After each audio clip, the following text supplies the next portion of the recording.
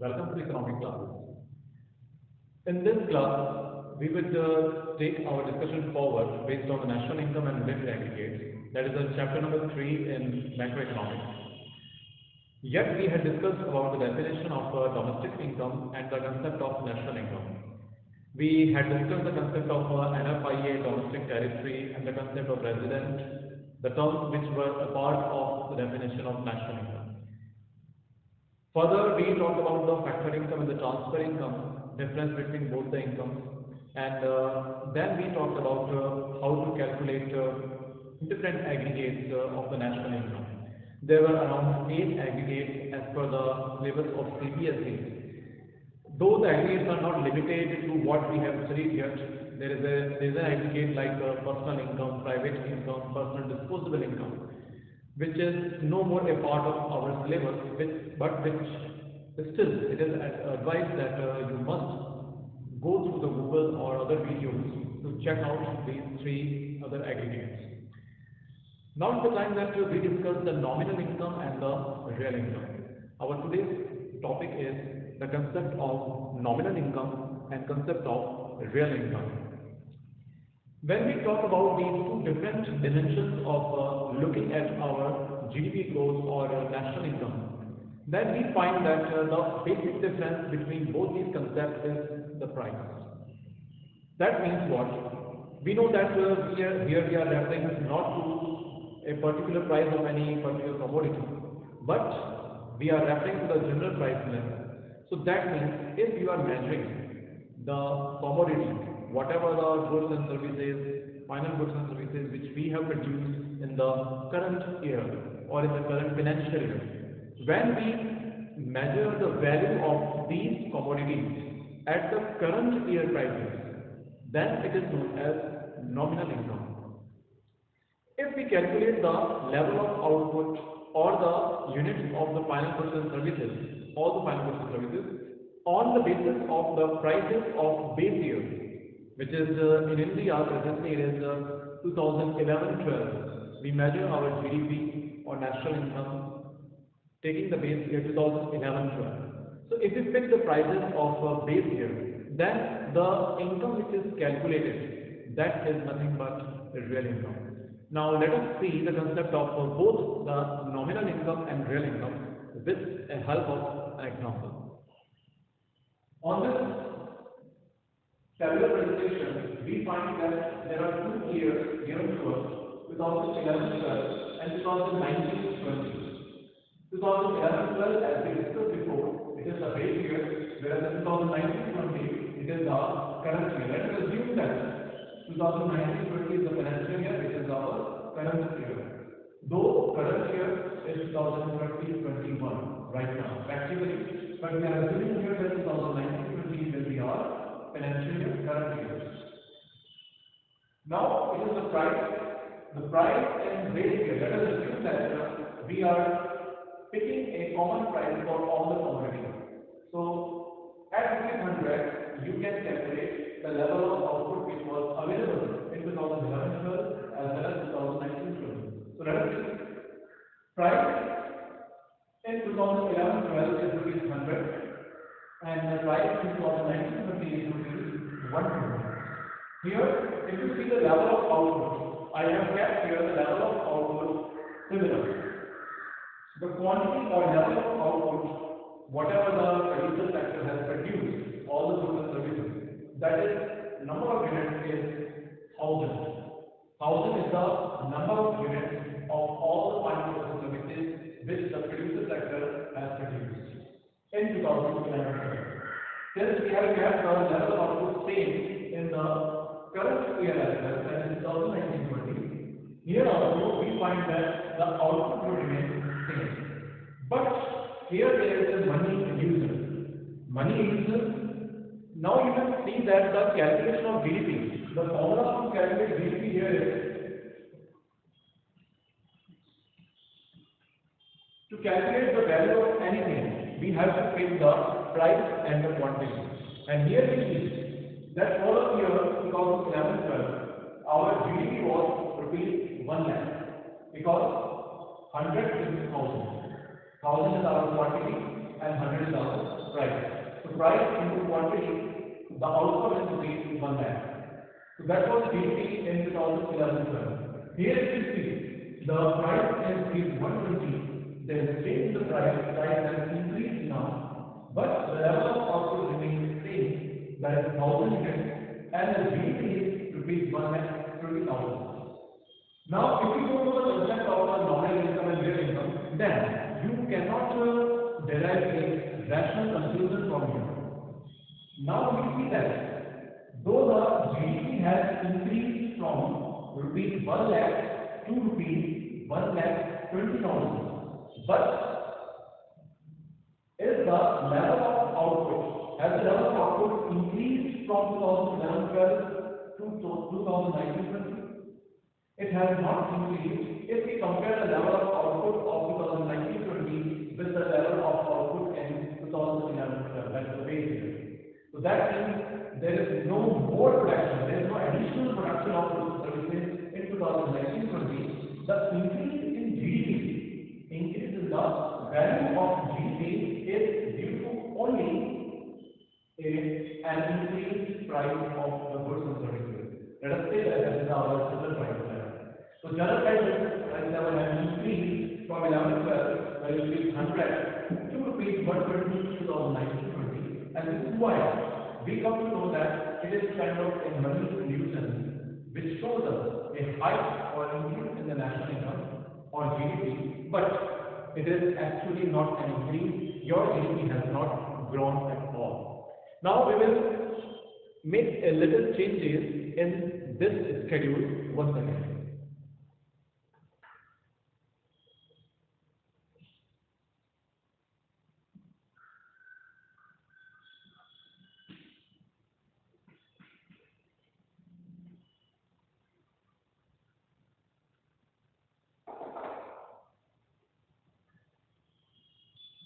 Now if we see, I have changed the price level from 100 to 300, which is not possible at all, because at times the price level increases or decreases but not remain the same in practice.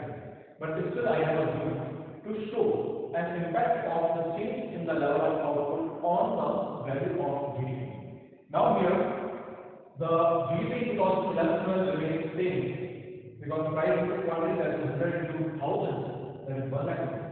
But in 1920, we assume that price remains same, but the level of output, that means the producer sector has produced 1200 units in 2019-20. Let me recall that these are the units of all the final goods and services. This is not representing any particular commodity or bunch of commodities. In fact, it is representing all those commodities, all those goods and services which are produced by the producer sector in a particular year. So here 1200 units are produced at rupees 100. So overall valuation is rupees 1,20,000. Now we can say that the value of GDP not only has increased, but the level of output has also increased from 1000 to 1200 units. So here it is no more any money illusion, but GDP has really increased. Now one more rectification or a change in our schedule.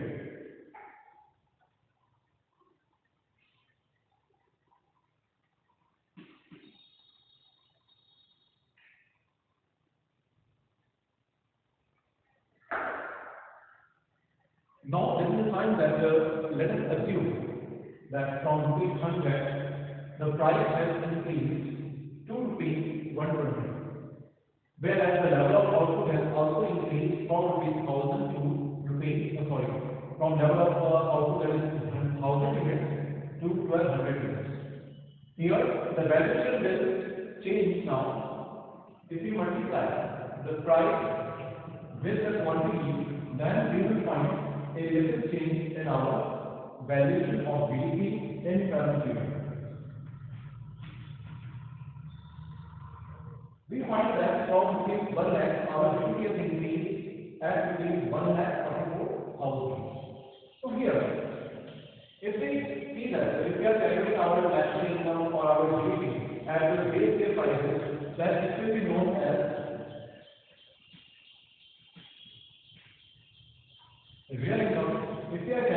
our GDP or national income at current year, that is known as nominal income. Now here it is quite sure that if you are measuring the national income or GDP at the current year prices, so it could be an illusion, right? It could be an illusion that the valuation may change. Valuation may change, but it is not giving you the right idea of the national income, because the increase in the GDP value is just due to the increase in the price. So, nominal income represents that level of income which is calculated at current year prices, whereas the concept of real income is when we calculate our GDP or national income at base year prices, then we come to know what the change we have found in the level of output. So it is suggested always that it is better to calculate our national income on the basis of the base year prices instead of the prices of current year. So the concept of real income will be more relevant in the calculation of national income or GDP rather than picking the prices of base year or the concept of nominal income. Here, let us note that there could be some commodities which are produced in the current year for the first time. This concept is generally not taught in the schools, but let us concentrate on it. If we are taking those commodities, those goods and services which are produced for the very first time in the current year, how will we fix the prices of base year to measure the value of those commodities? It is quite impossible. We cannot fix any price because there was no price, hence there was no commodity. There was no good, there was no service in the base year. That means we are referring to that commodity which is present, which is produced in the current year only for the first time. So when it is produced for the first time in the current year, it was not existing in the base year. And that's why we cannot fix any price because there is no price available in the base year of that commodity. So there are quite limitations of calculation of GDP, and we will see a little more limitations of GDP in the coming concepts. Now our next concept is how to convert the nominal income into real income, or how to convert real income into nominal income. This concept is studied in the reference of GDP deflator. GDP deflator is the concept of seeing a change in the level of GDP or a change in the GDP growth. Rather, either our GDP has increased or decreased. This is what we will see through the GDP deflator. So let us see.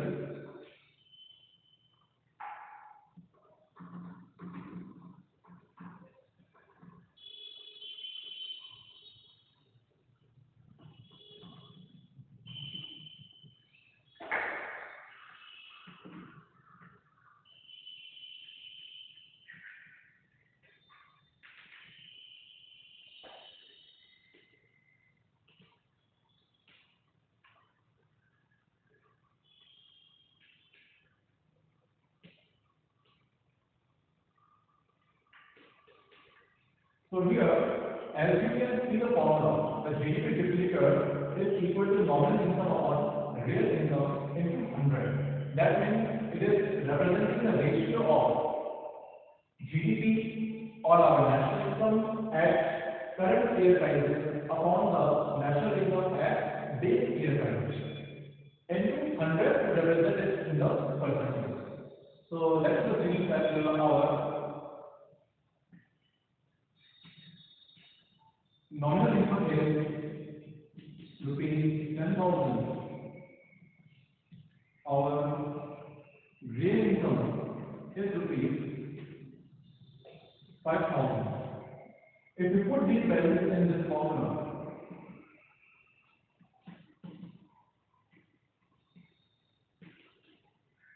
the outcome would be 120%. 20%.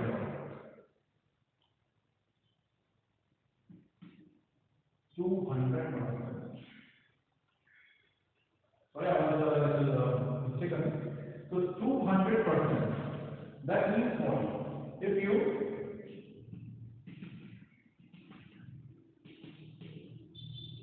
direct the value 200, direct the value of 100 out of 200, then you find that 100% is the outcome. That means here our GDP has increased up to 100%. One more example will be, let us assume that it is not 10,000. Let us find that 8,000 and 9,000.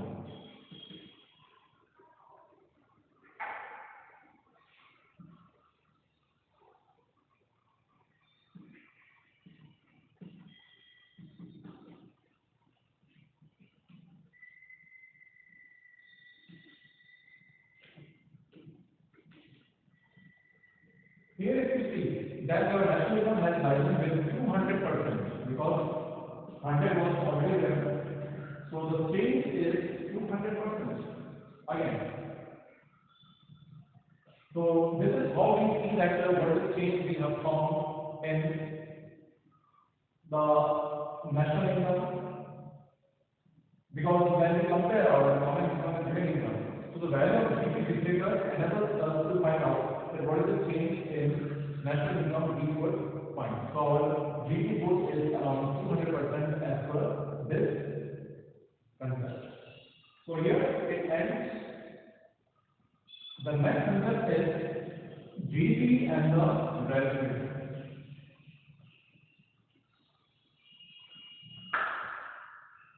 There is no doubt that when the GDP increases, that means the level of output is also increasing, the production of various goods and services is increasing. So level of GDP increases, that means GDP is growing, our economy is growing.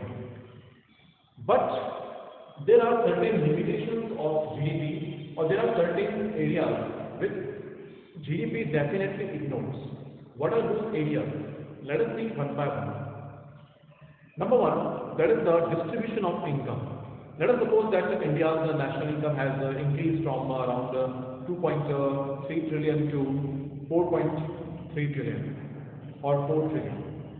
Here the level of income has risen, of course, undoubtedly, but distribution of income is odd or even.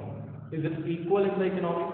Because we find that in India, even when the level of income has risen, national income is increasing every year, but the gulf between the rich and the poor is increasing day by day. Rich is getting richer, poor is getting poorer, or he is remaining poor. So that means the welfare of the poor class is not increasing. The welfare is actually not promoted for the poor class.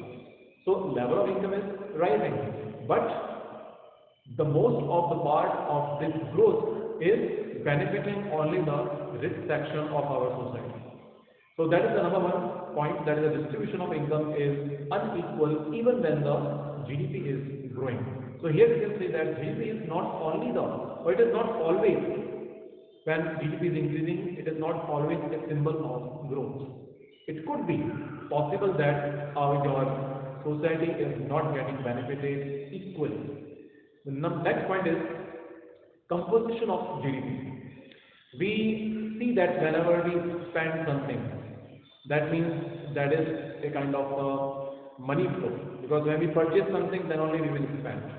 So whether it's your consumption expenditure or it's your investment expenditure, these expenditures lead to the level of income, the competition of level of income of the producer sector, because it is going into the hand of producer sector in form of money flow. We obtain real flow and we originate the real money flow from household sector to producer sector. The concept is that every year government also occurs its own expenditure. The government always brings its budget on 1st of February, which shows us that the expenditure by the government is distributed in various segments. Like the government will be spending in the sector of education, health, research, or transportation, or better communication facilities, banking. So, other than it, there are certain areas when the government occurs any expenditure for these areas or these segments, it is not always benefiting the society directly. How? Let us take the example of here defense goods. When the government purchases ammunition, that means government is protecting our country through the strengthening the power of our force by providing them advanced ammunition or weapons. But here, whatever the expenditure government makes for providing this ammunition to our army or to our defense, it is not benefiting our society directly because you are not going to consume them. It is only for the security of our country. Undoubtedly, when the country is secure, then only there could be a smooth flow of real goods or money. So it contributes indirectly in the development of our country or of an economy, but not directly. So that was the number two limitation of GDP as a social welfare. The next is non-monetary exchanges. In urban areas, these days it is not found easily, but in the rural areas, people are still exchanging the things or goods for goods, services for services. So that means these transactions are left unrecorded. They are not recorded in the estimation of national income because we take only the monetary value. So if I have exchanged a chalk with the pencil, then it is not a kind of it does not involve the flow of money to both of the parties, right?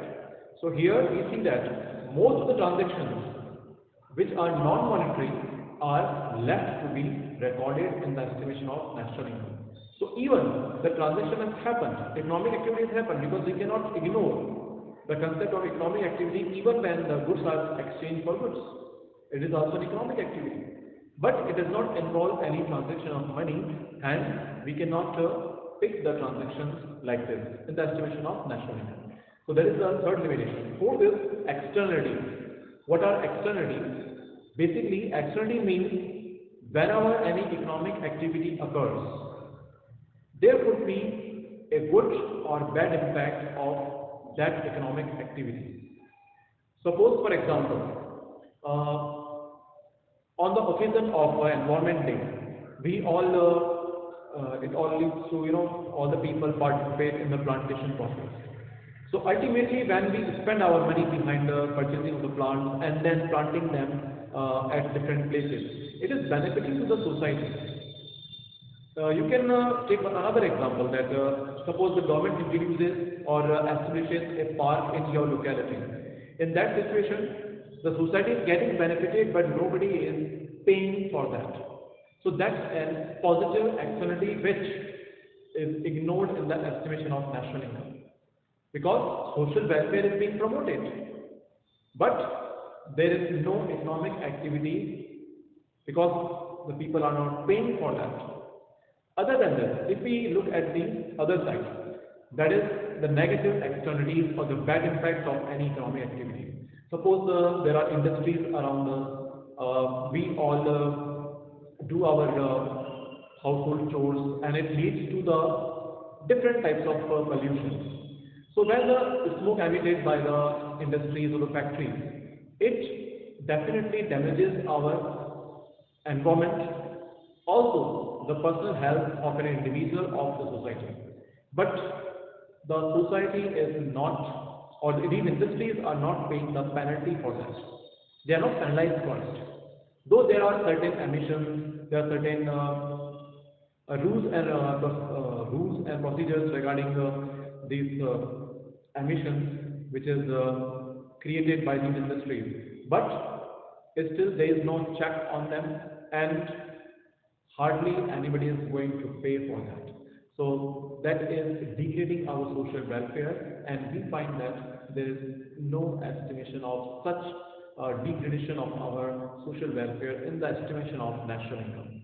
So GDP is still increasing when the industries are engaging in the process of production. With production, they are increasing the level of goods and services, but at the other side, they are damaging our environment too. GDP is increasing at one side, but social welfare is degrading. So we conclude that GDP definitely a parameter to compare the development of one country with other countries. In fact, if you want to see your own growth, then you refer to certain parameters, and one of them, very important parameter, is the GDP. But when GDP increases, it is not always true that social welfare is also increasing. Thank you.